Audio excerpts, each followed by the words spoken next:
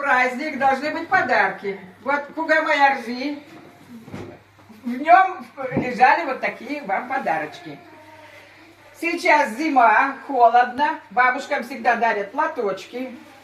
Вот. Этот платочек Валентине Николаевне, а этот Лидочке. Шерстяные платочки советских времен. Браво!